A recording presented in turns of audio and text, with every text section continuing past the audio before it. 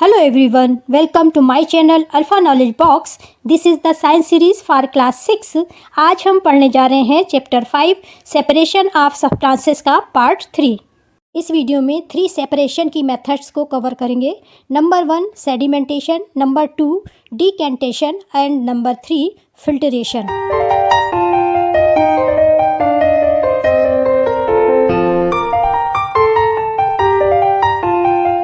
पिछली वीडियो में हमने हैंड पिकिंग, विनोविंग, थ्रेशिंग और सीविंग सेपरेशन की मेथड्स को पढ़ा था.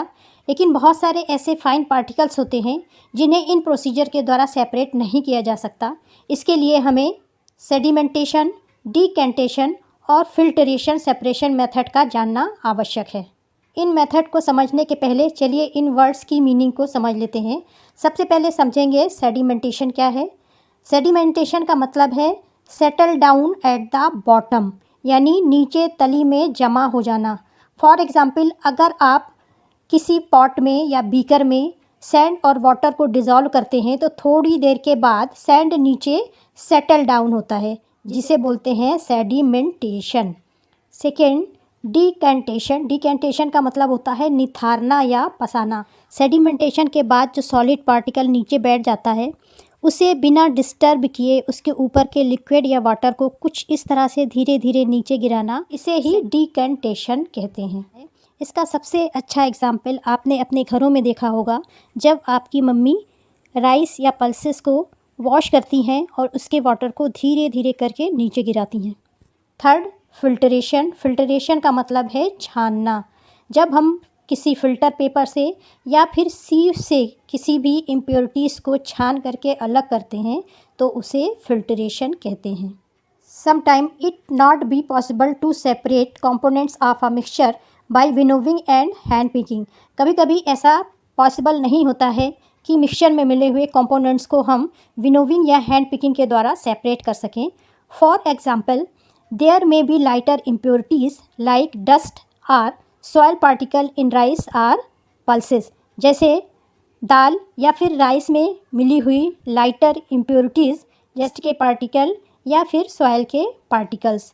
How are such impurities separated from rice or pulses before cooking. तब राइस या पल्सेस को पकाने से पहले उसकी इम्प्योरिटीज़ को कैसे सेपरेट किया जाता है. इसके लिए राइस और pulses are usually washed before cooking, यानी राइस और पल्सेस को पकाने से पहले उसे वॉश किया जाता है. When you add water to these the impurities like dust particles is get separated. जब इसमें वाटर मिलाया जाता है तो इसके जो डस्ट पार्टिकल्स होते हैं वो वाटर में डिज़ोल्व हो जाते हैं और उसे डिकेंटेशन के द्वारा सेपरेट कर लिया जाता है. These impurities go into water. Now what will sink to the bottom of the vessels. जब impurities वाटर में चली जाती हैं यानी डिज़ोल्व हो जाती हैं तो क्वेश्चन ये है कि वेसल्स या बर्तन के बॉटम में क्या सिंक हो जाता है या बैठ जाता है, राइस या फिर डस्ट.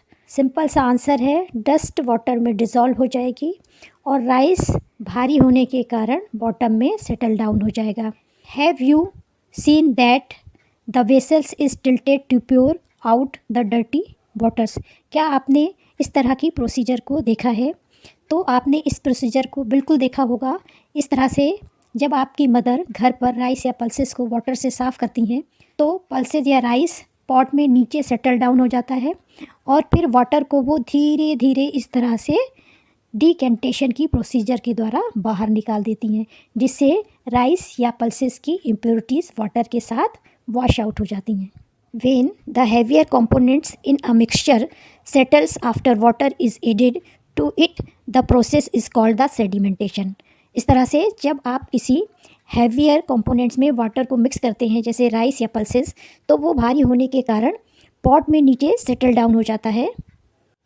ठीक इस पिक्चर की तरह इस प्रोसीजर को सेडिमेंटेशन कहते हैं, यानी जब कोई हेवियर कंपोनेंट्स वाटर मिलाने पर पॉट में नीचे सेटल डाउन हो जाए तो इस प्रोसीजर को सेडिमेंटेशन कहते हैं. When the water along with the dust is removed the process is called the decantation. Figure 5.8.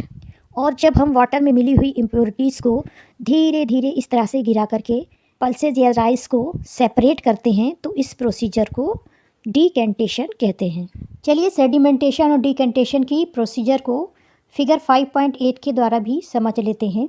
यहाँ पर इस ग्लास में वाटर और सॉइल का मिक्सचर है। अगर इसे थोड़ी देर के लिए रख दिया जाए तो इसकी जो सॉइल है धीरे धीरे करके नीचे सेटल डाउन हो जाएगी, जिसे कि सेडिमेंटेशन कहते हैं। सॉइल के सेटल डाउन होने के बाद अगर ग्लास को सॉइल को बिना डिस्टर्ब किए धीरे से तिरछा करके इसके वाटर को कुछ इस तरह से नीचे गिराया जाए तो इस प्रोसीजर को डीकेंटेशन कहते हैं। ठीक इसी प्रोसीजर का यूज़ करके घरों में पल्सेस और राइस के इम्प्योरिटीज़ को सेपरेट किया जाता है। The same principle is used for separating a mixture of two liquid that do not mix with each other. ठीक इसी प्रिंसिपल का यूज़ करके दो ऐसे लिक्विड मिक्सचर को सेपरेट किया जाता है जो आपस में मिक्स नहीं होते हैं। For example oil and water from their mixture can be separated by this process. यानी जब इस तरह से वाटर और ऑयल आपस में मिला हुआ हो तो ऑयल लाइटर वेट होने के कारण हमेशा फ्लोट होता है, तैरता हुआ दिखाई देता है, जिसे डीकेंटेशन प्रोसीजर के द्वारा आसानी से सेपरेट किया जा सकता है। इस फिगर में ऑयल की लेयर बिल्कुल अलग दिखाई दे रही है। इसको सेपरेट करने के लिए इस ग्लास को धीरे धीरे करके कुछ इस तरह से टेढ़ा करेंगे और उसके बाद इसमें से ऑयल को धीरे धीरे से नीचे गिराएंगे, जिससे इसके ऊपर का ऑयल सेपरेट हो जाएगा और वाटर ग्लास में रह जाएगा। चलिए सेडिमेंटेशन और डीकेंटेशन को समझने के लिए एक और उदाहरण को देख लेते हैं। Let us again consider a mix of a solid and liquid.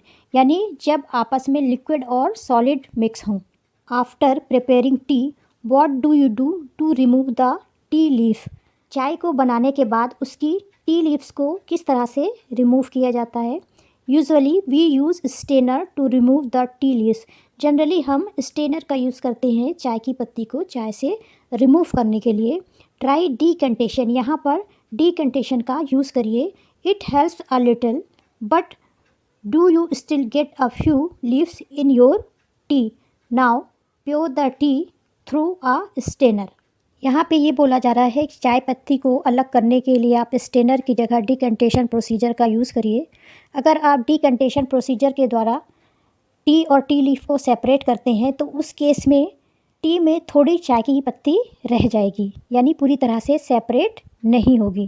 कहने का अर्थ ये है कि डीकेंटेशन के द्वारा हम टी लीफ को सेपरेट तो कर सकते हैं पर पूरी तरह से नहीं कर सकते। यदि टी लीफ को सेपरेट करने के लिए हम स्टेनर का यूज़ करें तो इस प्रोसीजर को हम फिल्टरेशन कहते हैं, जैसा कि फिगर 5.1 में दिखाया गया है। फिल्टरेशन की प्रोसीजर को फिगर 5.1 के द्वारा समझ लेते हैं। यहाँ पर एक टी पॉट में टी लीफ है जिसे धीरे धीरे करके स्टेनर में गिराया जा रहा है, जिससे इसकी जो टी लीफ होगी स्टेनर में रह जाएगी और टी इस कप में सेपरेट हो जाएगी। चलिए कुछ और उदाहरण को देख लेते हैं। Let us now consider the some of water that we use. यहाँ पर क्वेश्चन ये है कि जो वाटर हम यूज़ करते हैं क्या वो पूरी तरह से प्योर होता है, यानी उसमें कोई इम्प्योरिटीज़ मिली हुई नहीं होती हैं। Sometime water supplied through taps may be muddy. कभी कभी जो टैप में नलों में पानी आता है वो मडी होता है, यानी उसमें मिट्टी सी मिली हुई होती है। The water collected from ponds or rivers may also be muddy. इसी तरह से अगर आप किसी रिवर्स या पॉन्ड से वाटर कलेक्ट करते हैं तो वो भी थोड़ा सा मडी दिखाई देता है, यानी उसमें मिट्टी सी मिली हुई होती है। स्पेशली आफ्टर रेंस, मेन रूप से जबकि बारिश हुई हो। यहाँ पर हम ये देखेंगे कि क्या इस तरह से मडी वाटर को हम किसी सेपरेशन की प्रोसीजर द्वारा रिमूव कर सकते हैं या सेपरेट कर सकते हैं। इसे एक्टिविटी नंबर 5 के द्वारा समझेंगे। Collect some muddy water from a pond और अ रिवर।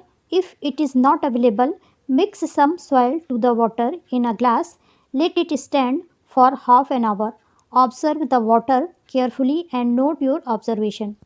इसके लिए हम पॉन्ड या रिवर का थोड़ा सा पानी एक ग्लास में इकट्ठा करेंगे।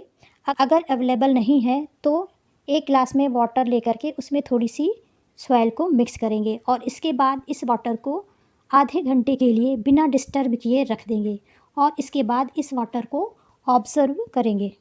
Does some soil settle at the bottom of water. क्या कुछ सॉइल ग्लास में नीचे सेटल डाउन हो जाती है, यानी बैठ जाती है why what will you call this process, ऐसा क्यों होता है और हम इस प्रोसेस को क्या बोलेंगे।